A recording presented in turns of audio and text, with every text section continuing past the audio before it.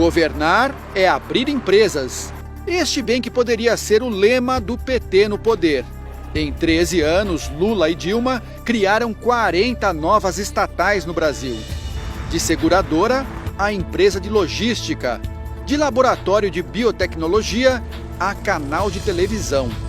Se funcionassem como empresas privadas, que dependem apenas do próprio caixa para sobreviver, muitas delas já teriam fechado as portas, pois operam no vermelho desde que entraram em operação.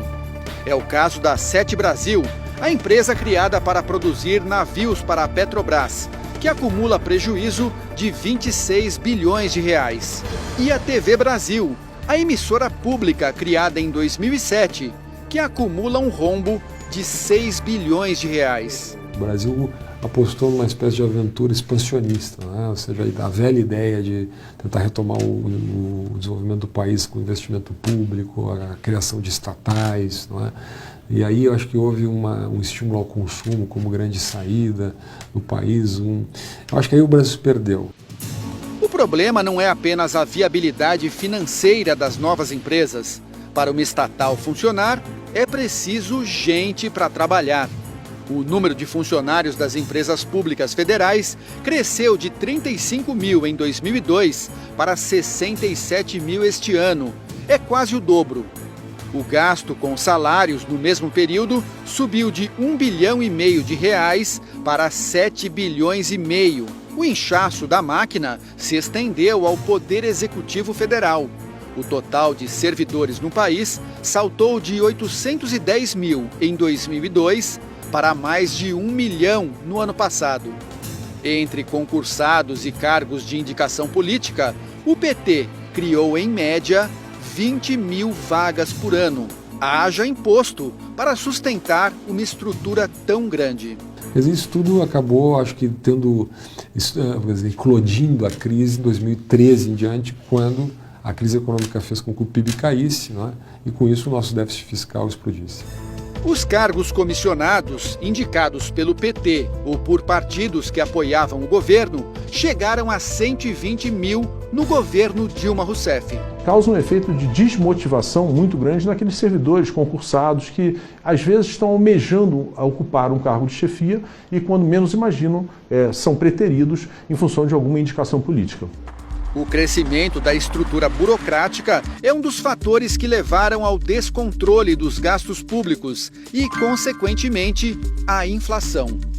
Sem ter de onde tirar mais dinheiro para sustentar a máquina, a aventura expansionista jogou o país na recessão.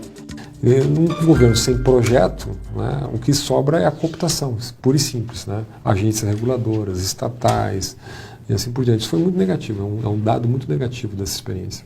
Para piorar o quadro, os indicadores negativos da área econômica pegaram o governo Dilma Rousseff num momento de fragilidade, por conta do maior escândalo de corrupção da história do país. Os crimes cometidos na Petrobras e em outras estatais não têm digitais apenas do PT, mas de vários partidos políticos. No entanto, a crise veio à tona após 13 anos do partido no poder, o que leva a crer que o PT teve papel de destaque no escândalo agora revelado. Seria o discurso da honestidade apenas demagogia para alcançar o poder? Eu acreditava naquilo. Quando eu deixei de acreditar, falei, peraí, eu estou fora disso, né? Não me confundam. E paguei o preço que tinha que pagar. Paulo de Tarso foi líder estudantil, guerrilheiro e petista.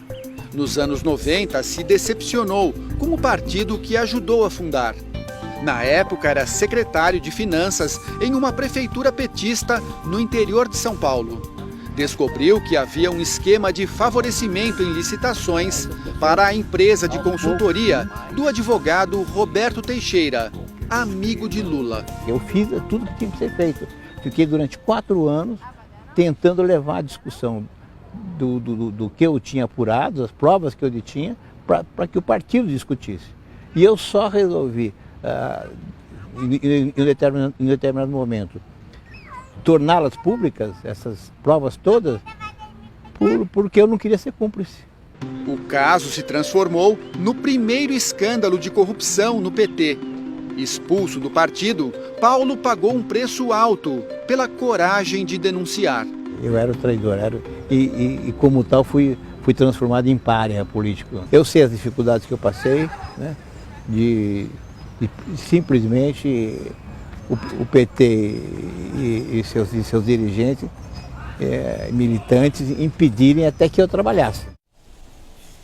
A assessoria de imprensa do PT disse que o partido não cria e nem gerencia cargos públicos e que fez um governo de coalizão durante os 13 anos, inclusive com o PMDB.